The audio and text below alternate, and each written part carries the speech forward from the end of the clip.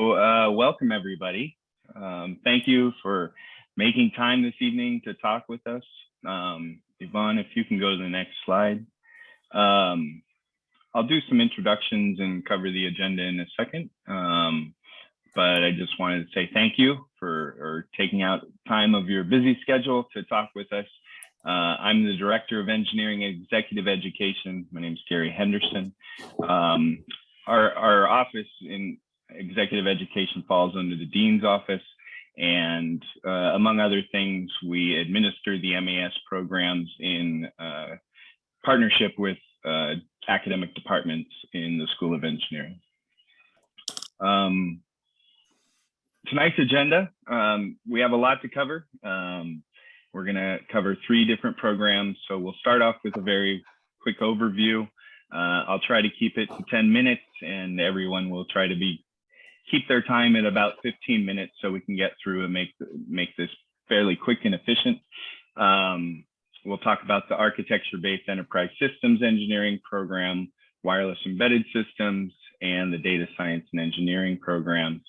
We'll talk a little bit about next steps, and then we'll open breakout sessions for all of the participants to jump in and be able to talk directly with faculty directors, the program managers, as well as current students, alum, and alumni in each of the programs.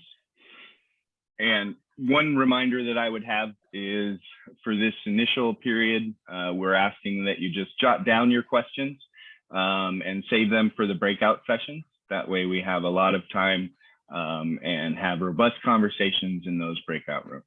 So again, I'm Gary Henderson. I have members of the MAS staff here. I'll call out 2 in particular, Yvonne Wu and Stacy Williams. They'll be talking to you a little bit more later in the presentation. Yvonne is the Assistant Director of the MAS programs and also the manager for the Data Science and Engineering, as well as the Wireless Embedded Systems program. Really, Yvonne is your go-to person for any questions about the program and is here to support all of our students once they enter through to graduation and as alumni and beyond. And Stacy Williams is our program manager for the architecture-based enterprise systems engineering program. You'll hear more from Stacy in a moment. Kristen Liljestrom is MAS operations and administration.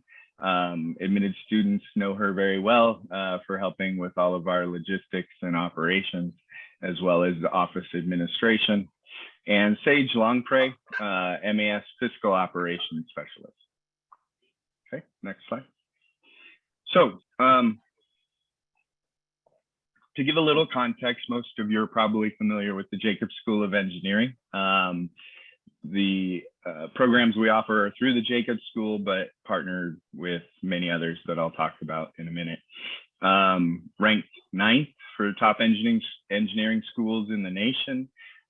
More than 275 research active faculty, and really a strong commitment to serving the needs of industry for the latest in both research and education. You can delve into the rankings more. We provide a link here for you. You know, each department also has quite impressive credentials in terms of rankings, the number of faculty, research productivity, et cetera. Next slide. And all of our MAS programs are based on partnerships and collaborations. So all of our degree programs are housed in departments, and what you'll find in these programs is quite an extensive blend of partnerships across the School of Engineering, also across, I believe we have over 45 Agile Research Centers currently, and most notably San Diego Supercomputer, which is a strong partner in our Data Science and Engineering program. The Rady School of Management partners with us with the architecture-based enterprise systems engineering and the Qualcomm Institute. We could probably put several more up here, but all of these degree programs are strongly rooted in our partnerships and collaborations that happen. And in the next slide, that partnership and collaboration also goes for all of our industry and corporate sponsors. To date, we have over 200 companies represented in our Master of Advanced Studies programs. Probably seeing some of your companies that you work for on this list. But it really is, one of the goals of the Jacobs School, as you'll see if you've read the mission, vision, and goals statements that they have up on the website, is being relevant to industry now and 10 years from now. And these programs are very uniquely poised to adapt, be agile, and really reflect current industry trends, et cetera. So just very briefly, the Master of Advanced Studies, it is a master's degree conferred by UC San Diego. They're professional master's degrees specifically designed for working engineering and technical professionals. And they're unique in that, as I mentioned, they're interdisciplinary, focused on emerging areas and new fields that some of your domain-specific Masters of Science degrees, for example, may or may not focus on. The MAS degrees we have currently, I have mentioned, I'll just bring up the fact that AESE has been operating since 2010, and actually previous to that, but as a graduate degree, been going since 2010. Wireless embedded systems since 2011, and data science and engineering since 2014. And there are several still in development as industry and faculty come together and identify future areas for developing degrees to really focus on some of the pressing priorities that are there. So next slide. So again, overall, for all of these professional graduate programs, they're specifically designed to meet the needs of engineering and technical professionals. They're designed to address skills that are most needed today to solve pressing problems right now, and really delivering integrated interdisciplinary knowledge. And the schedules and structure, as well as the content, is really optimized for working professionals. So I'll take a couple minutes to give a high-level overview of some of these requirements, but the sessions that follow will delve into this a bit more specifically. But generally speaking, you'll see work experience requirements, application deadlines, and general requirements. But what I'll say here is the admissions committees representing these programs are really taking a holistic view at application. So looking at whether this is the right fit based on the prospective students' expectations, what they're hoping to get out of the degrees, et cetera, is really important. And so while we have these admissions requirements, we also know that for many of our students, school was a long time ago. And so I'll just mention that Yvonne and Stacy, as program managers, if you decide to apply to the program, we'll be working through this with you and be sure we want the right fit student. And that's what we'll focus on from an admissions committee perspective. Next slide. And again, this will go into more detail in the following presentations. But generally speaking, you're looking at a 1-year program for the AESE program, a 2-year program for wireless embedded systems, and then also a 2-year program for data science and engineering. And we'll go into more detail in a minute on these. The program costs, this is the current program cost. It includes effectively everything with one little caveat. So these are total costs that include your tuition. They also include course materials throughout the duration of the program. software and hardware needs, parking and meals when you're on campus. And these figures also include mandatory UC graduate student fees. So this is a pretty much an all-inclusive cost that's provided to you here. One thing, as you can see from the asterisk at the bottom, it does not include mandatory health coverage, which is about $3,500 per academic year. But we don't include it because most of our students are employed, working full-time, have health coverage other ways, and so they typically waive that and don't pay for it. Okay.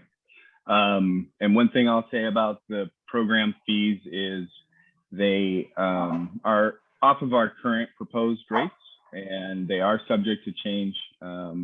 And the UC Office of the President, it goes through that process every year. But if they do change, they're not going to change drastically. We're talking marginal percentages. My last slide is where to find more information. So if you haven't already, take a look at our website. We've tried to break down as much detail as possible so you can make informed decisions about whether this is the right program for you. And you can click on any of those areas to get more information. And we really try to provide you as much upfront so you can make well-informed decisions as you look to grad school. Again, just a reminder, in the interest of time, we'll ask you to jot down your questions right now, and we'll have a robust discussion in the breakout rooms. Okay, so the first program we'll talk to is the Architecture-Based Enterprise Systems Engineering Program, a technical leadership program directed by Dr. House Sorensen and Dr. John Wade. Okay, should I take over now, Gary? Yes, sir. Okay, well, I thank you. I started the program. We had our first pilot program version of this in 2006, so we've been around for a long time. It took until 2010 before we were able to offer the master's degree. Here in the audience, and he's kind of muted today for anyway, is John Wade, who is the co-director for the program now. He came here, it's has been 2 years almost, John, but he's been locked up because of the pandemic ever since he arrived from Stevens Institute back in Hoboken, New Jersey. As Gary was saying, this program is directed for people who are working engineers, and it's a one-year program. And a word on that, because the other two MAS programs are 2 years. We decided early on that to get the sort of emphasis on the team project that we want to have, that people can't spread it out too long. So we do the program in 1 year. It's essentially, as a result, is a full-time program, even though all of our students are working in industry and work there for the full time. We'll go over the schedule briefly soon. To accommodate the working nature, our program is 8 to 5 on Fridays and Saturdays every other week. And then each quarter, there's one session from Wednesday through Saturday of a 4-day workshop for 4 days, in one per quarter. And that's to give more hands-on experience of what we're doing. So with that that's the overview. We have the next chart. Now, we take it, if we look at the picture on the left side over here, this is meant to say that we start all of our discussions at the enterprise level or the ecosystem level, or wherever you want to say. We take a very broad view, and I'll amplify a little bit on that, and then identify stakeholders, whether they're within somebody's organization or outside as a customer. So we want to talk about the entire enterprise, how that fits into the stakeholders, and then our strategy for doing things, and work our way into the details of the processes that we want to implement. So the program is very top down and is intended that way, and that's the way it's taught, as we'll see a little broader view in a couple of slides.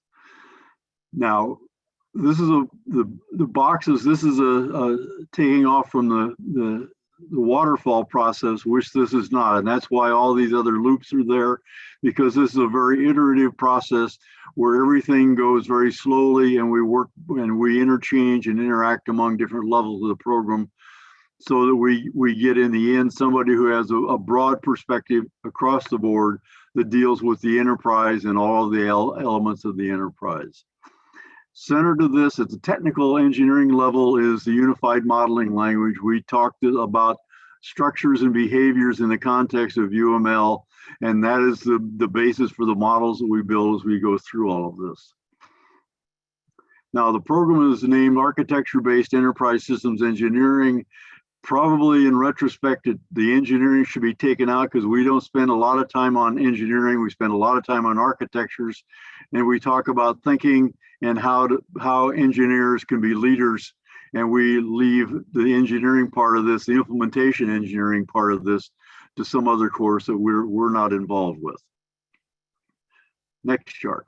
Now, the thing that motivated and brought us to this is that the world has changed over the last decades, and so that we basically talk about how we make things tie together using the internet as a networking capability. Everything emphasis on the mobility or the digital, and we're talking about things which are very flexible, whether they're a main computer system or mobile devices. Everything is there. And we worry about the Internet of Things. So this is the information age component, which is the things that kind of drove the creation of this program, because what we're concerned about more above all is systems of systems. How do we make systems that have never interoperated before, integrate them and make them interoperate and do things that individual systems can't do, so that we could take a more of an enterprise view rather than just a project view. So that's where the program started, and that's where we're going, and that's what we do in this course.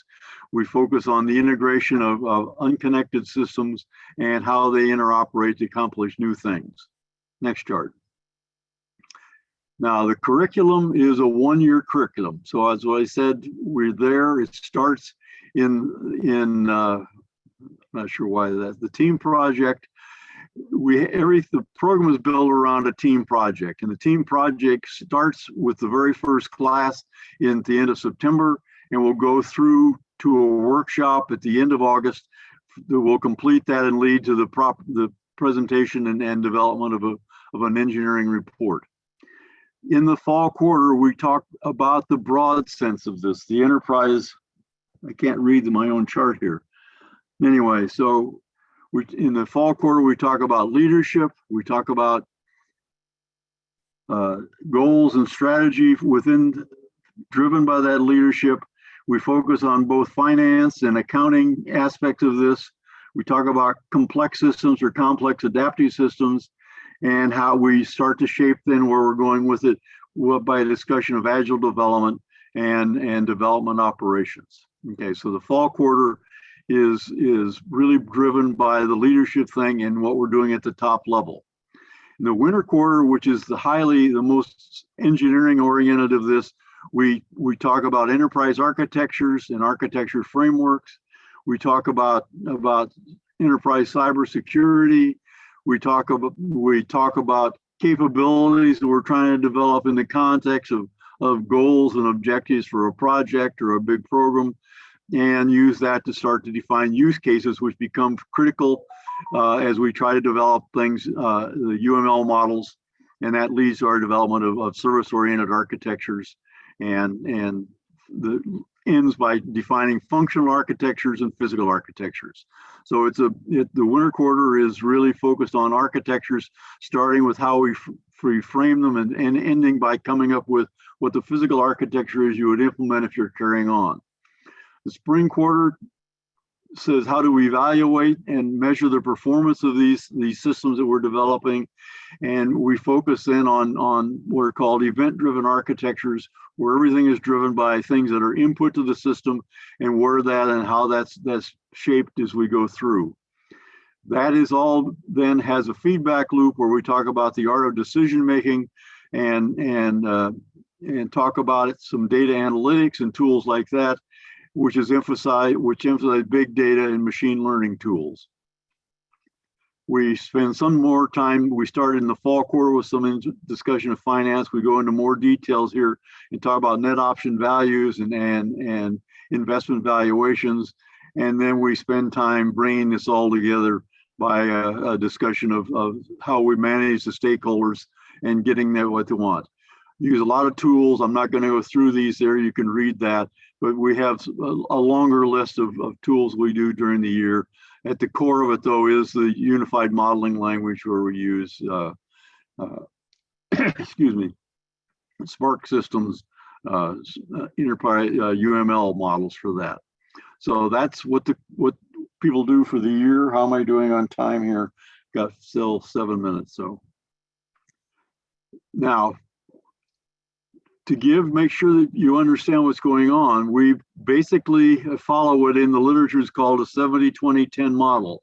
That's the amount of work. Most of the work you're going to be doing is at the 70 level, a lesser amount at 20, and then at 10. And the 10 is just the courses you take. There you'll get lectures. You'll do a lot of work in there. You'll break off into groups, have breakout sessions, which will be a bigger, more important aspect than just doing the course materials and the lectures. And then the team project work will consume most of your attention as you go. So we'll start by have people define their project, start to define what their capabilities are, the goals and objectives of the project, and use that to develop the architecture. So that's what we do over the course of the year, starting with the early leadership questions that start in the fall quarter. Next chart. Now, what we talk about, I just want to go through this because this is really what you're going to get in the program. We want to talk about what the enterprise is, its landscape, the environment where it works, and all that. And we spend a lot of time at the start doing that and how that's affected by leadership, which closes out this chart. We talk about involving enterprise stakeholders, and that could be for an individual program, it could be his colleagues, but more often we encourage you to talk to higher level management up to potentially the CEO of your company, and sometimes they're involved. That's certainly true for some of the companies like Cubic we've had. And then we talk about interacting with the customer for the projects you're talking about, somebody outside the company that's there. We define in those discussions what the goal and the mission is that satisfies what the stakeholders think they want to have. And that goes into developing a strategy and an operational concept, which then allows us to start to define the capabilities you want to achieve in this and start to define the architectures and the capabilities we're going to put into the architecture. We do spend a lot of time talking about the business processes because we want these to include not just the architectures, but also people and the organization we do. And then we develop over the course of the year our architecture models, which talk about logic and behaviors, and we talk about measures of performance, but we don't get into the implementation. So this is a fairly superficial discussion of performance. We then emphasize is based on events occurring to the system and how you make decision making to respond to the events that impact the system as we go. We integrate all these into a team project where you can build in and think about how you're going to experiment to test things out and what you're going to experience as you run those things. And in the end, we want our graduates to become leaders in their organizations and team builders across their organization we go. Next chart. Now, the program is a one-year program, as I said before. We start at the end of September and go until the end of August. We have alternating Fridays and Saturdays with one 4-day workshop each quarter.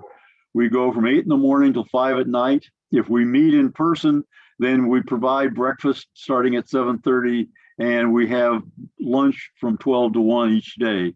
And when we're doing it at home, then you're on your own as far as feeding. Everything is done sequentially. We do 3 courses a quarter, and we finish one course by having a 2-day workshop, take a break for a week, come back and finish the course 2 weeks later. And those are the 4 days. and then we go to the next course and the next course, and then we get that all done. And then we try to summarize all this with a 2-day team project meeting at the end of every quarter to get people working on their project and get things turned in. So every course, every class has 32 contact hours. That's 4 8-hour days.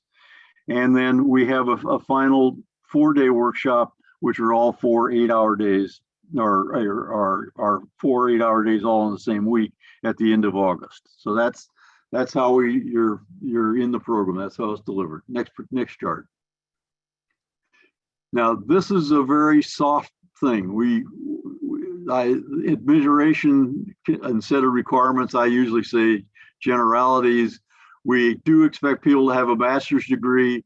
We've admitted a lot of students who don't have a bachelor's degree in engineering, science, physics, or mathematics, but they're doing project work within the company that they're coming from. We nominally require the department, the Division of Admissions requires a 3-point minimum grade point average. We've let in a lot of people who have less than a 3-point and it's all based on what their experience is as they work. And we've never had a request to admit somebody with less than a 3-point in the history of the program over these many years now. We do put a lot of weight on a statement of purpose from LLR admissions. That probably is more important than anything else. We do want 2 letters of recommendation from people who can say things, and we want letters of recommendation that are substantial, not just Joe Blow is a good guy. Excuse me. And then we'd like a resume that really does talk about what you've done, because we don't care about your GRE scores as long as you had a couple of years of experience, and we ask for 5. We let people in with as few as 3, but that's special cases. Next chart. Actually, really quick, I'd like to. Stacey, yeah, you got some remarks to make. Go ahead. Yeah, so I'll give a really great overview of the admissions requirements specific to the AESE program. As he mentioned, there can be a little bit of wiggle room regarding, the actual undergraduate degree that you earned, the GPA, the work experience, because we really take a holistic view of your application package. So if you do have any questions or you're uncertain about anything that you might be submitting, please do reach out to me. I'm more than happy to help walk you through that process, help you go over any documents that you might have, or if you have any questions about whom to reach out to, please do just consider me kind of like your first point of contact, and I can help either redirect you or through whatever you're dealing with. And then next, I would like to ask that you do hold your questions again, and we will segue into the Wireless Embedded Systems program with the faculty directors, Dr. Ryan Kastner and Dr. Fred Harris. Okay, great.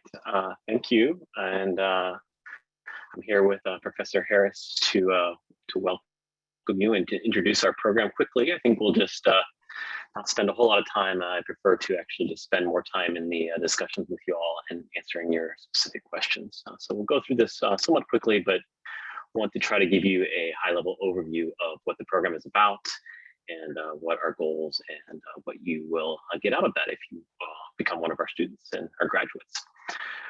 So I'm a professor in the Computer Science and Engineering program, and Professor Harris is a professor in Electrical and Computer Engineering. And so this program is really a joint program across those 2 disciplines, which is covering wireless and embedded systems. So the embedded systems comes more from me, from the computer science side, while the wireless comes more from Professor Harris, Fred, which is one of the world's experts in signal processing and developing digital communication systems. But our goal is to introduce you, if you're from a computer science background, to more of the electrical engineering concepts.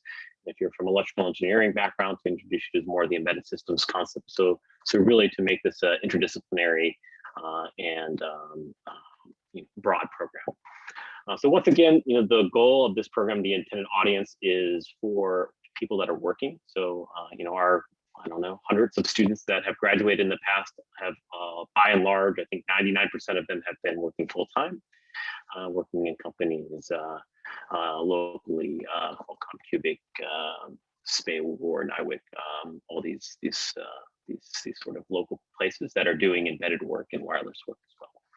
So it's a 2-year program, and it's targeted for working individuals. So you really get kind of a high class experience, if I must say. So I also teach to our normal master's students, and I must say that the quality of service that you get in this program is above and beyond what those other students get.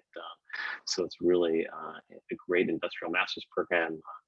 You get a lot of attention, you get a lot of TA support, and you essentially are getting the same curriculum that you would get as a master's student, but really getting it in a targeted and very efficient and productive manner, in my opinion. So it's a 2-year program, every Fridays and Saturdays, and we're just working with the schedules that often are dealing with companies where you get every other Friday off.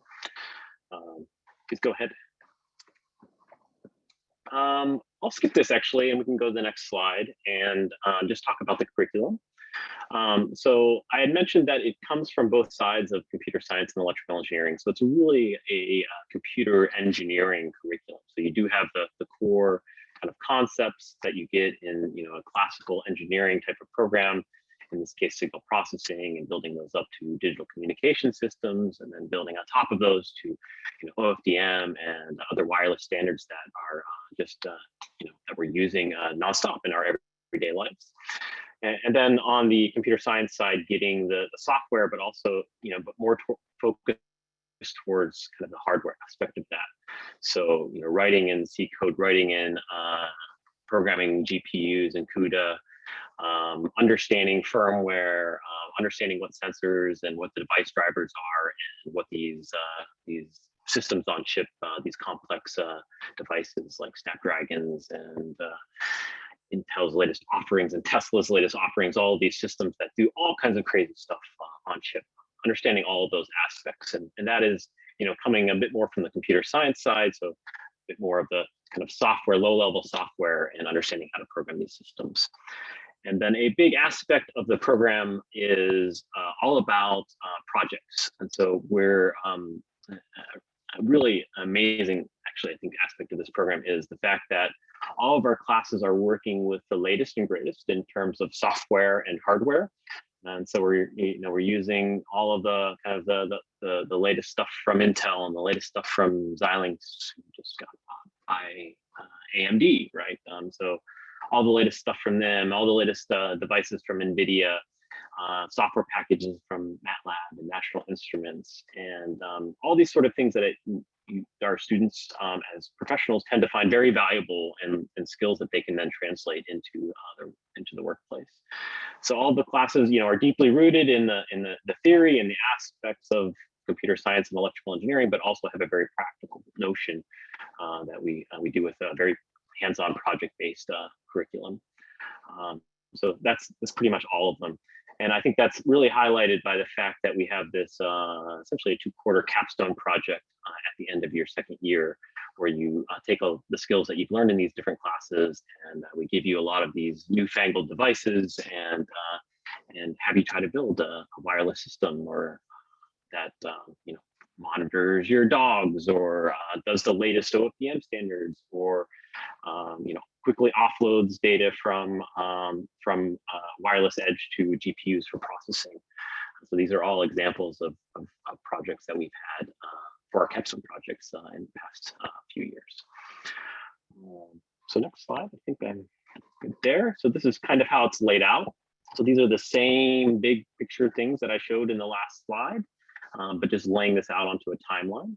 And so you can see it's a 2-year program. And what we've learned over the decade plus of our doing this program is that you all are busy folks, and you have a day job, and we do our best to accommodate that while also giving you a full-on master's experience. So this is equivalent, if not better than getting a master's degree in either computer science or electrical engineering, in my opinion.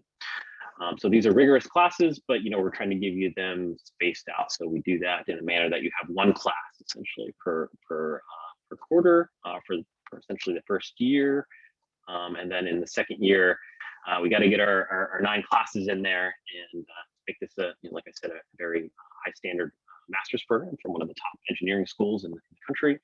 So we double up, but those classes are challenging, but they're made to go together.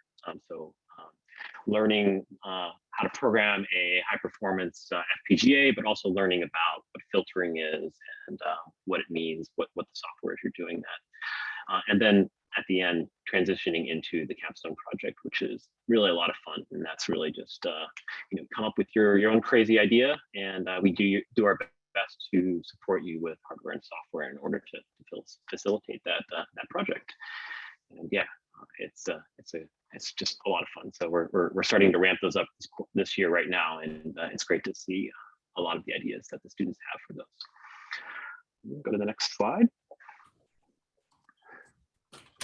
Thanks, Ryan. I'll go over the admissions requirements so you can take a break.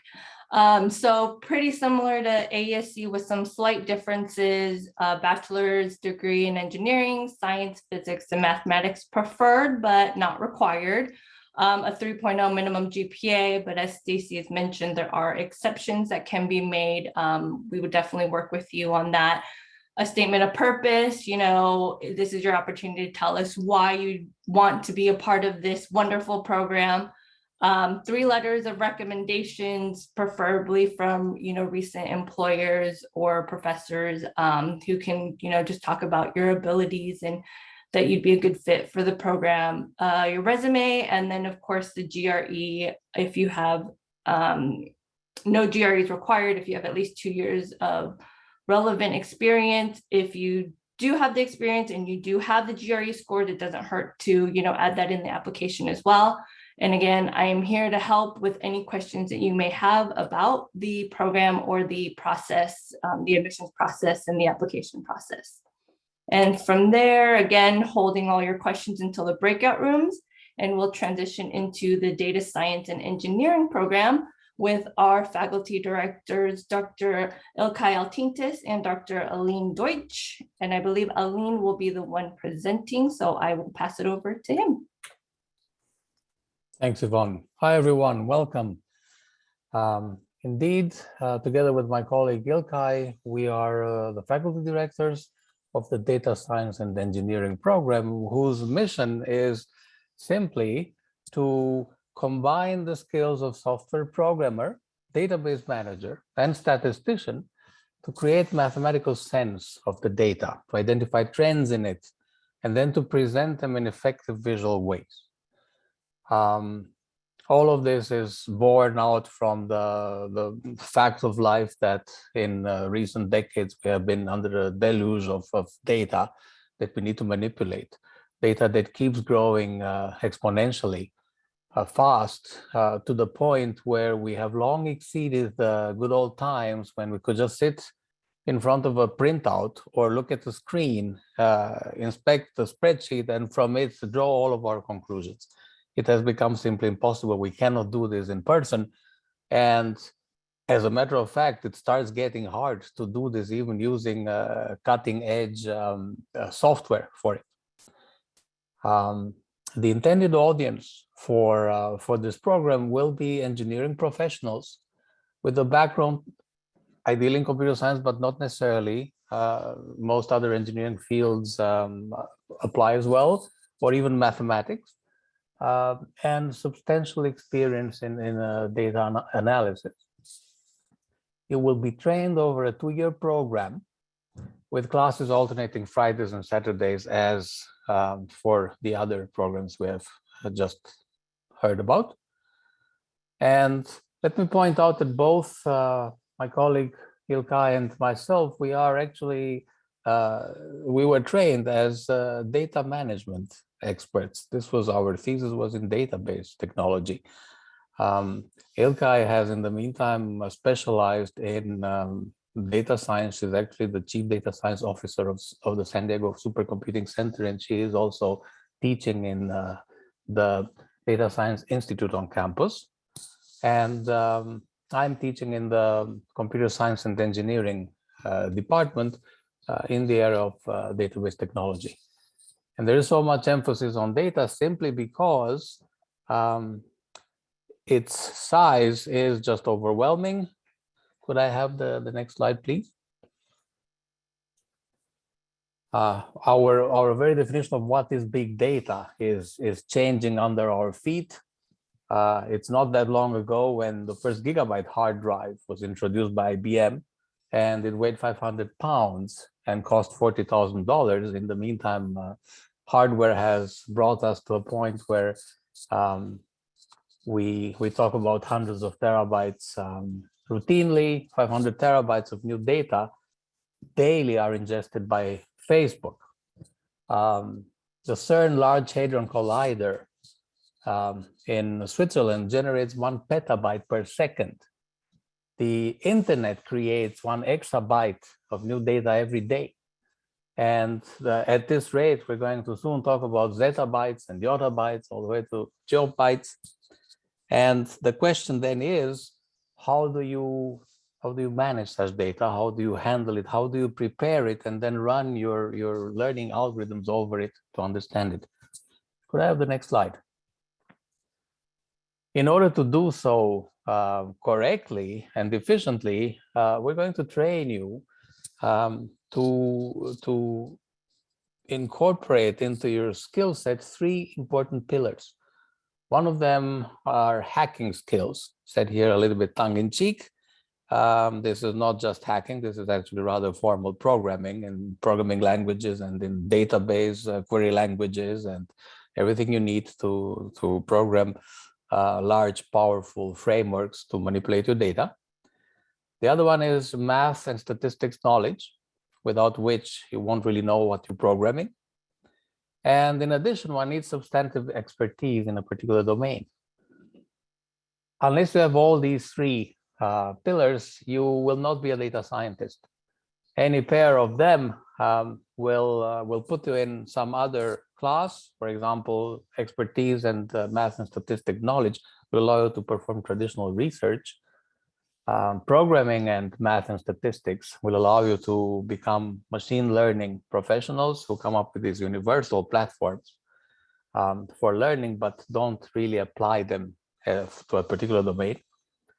The pair of knowing how to program and having the domain expertise without understanding the math and statistics is known as the danger zone, because that's when it's easy to just apply various black box algorithms and draw the wrong conclusions because you don't have the necessary intuition. So you're going to be at the intersection of all these 3. And in order to achieve that, could I have the next slide? You're going to undergo the following training program, which will include courses on Python programming for data analysis. It will include courses on data management that will be using hardcore database techniques, both within a database and when you don't have it, learning from the database management system's tricks to apply it in your environment. You will learn probability and statistics with particular emphasis on applying it in Python programming.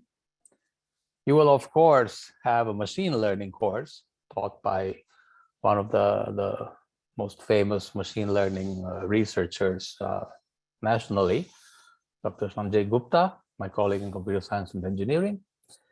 You will have a data science using Hadoop and Spark course, which will teach you how to manipulate large sets on parallel platforms where if you don't run in parallel, you simply don't have a chance to finish the job.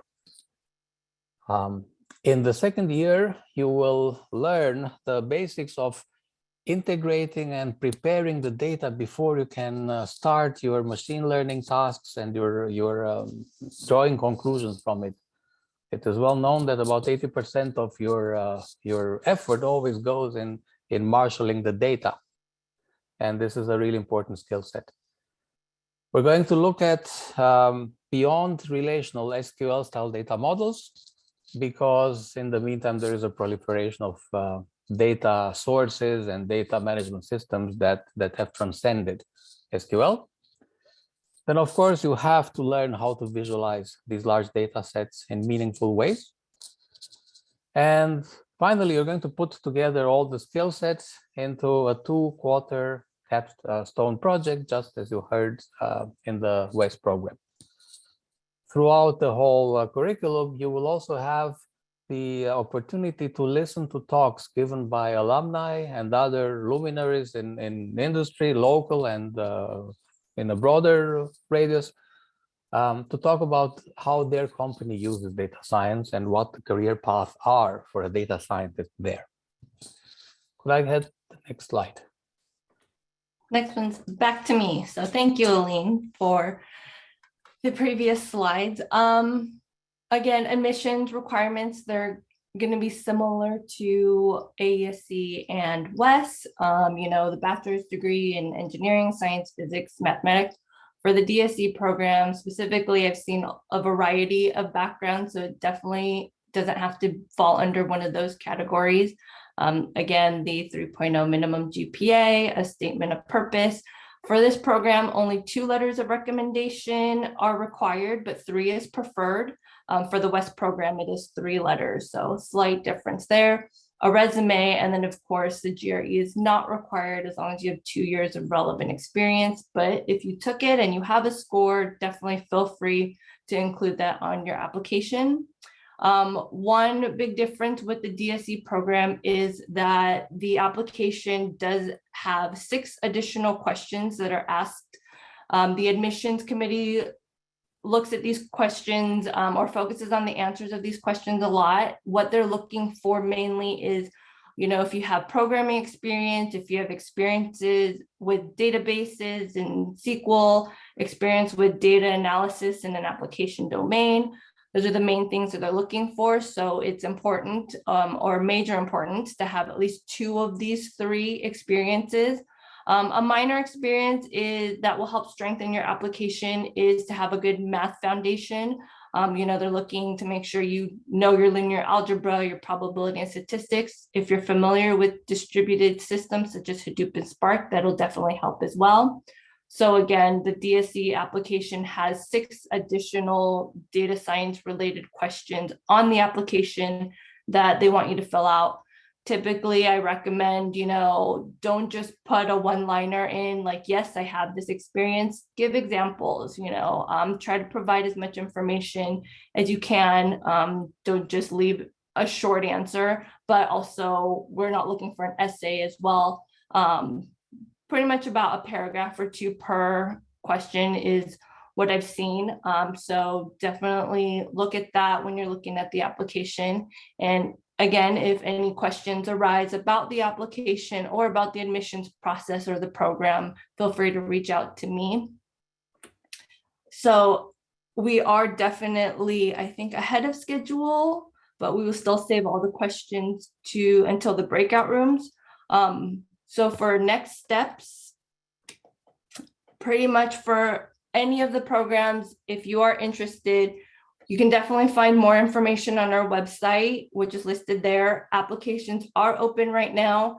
In an earlier slide, it did say our first deadline is March 2nd. That is an early consideration review deadline. And then our final deadline is May 4th. Again, all of these deadlines and admissions requirements are on our website under the admissions page specific to each program. I hope after listening to all 3 programs and the faculty directors that have spoken, that you have lots of questions to bring to the breakout rooms. But again, outside of the breakout rooms and outside of this information session, if any questions pop up in your mind, do not hesitate to reach out to either myself or Stacy. Again, I manage the DSE program and the West program, and Stacy manages the AESE program. We're always available and happy to help answer any questions that you may have. And our contact information is here on this slide and also on our website. So with that being said, please join the faculty directors, program managers, and alumni in the breakout rooms as soon as I get them open. So we have 1 breakout room per program.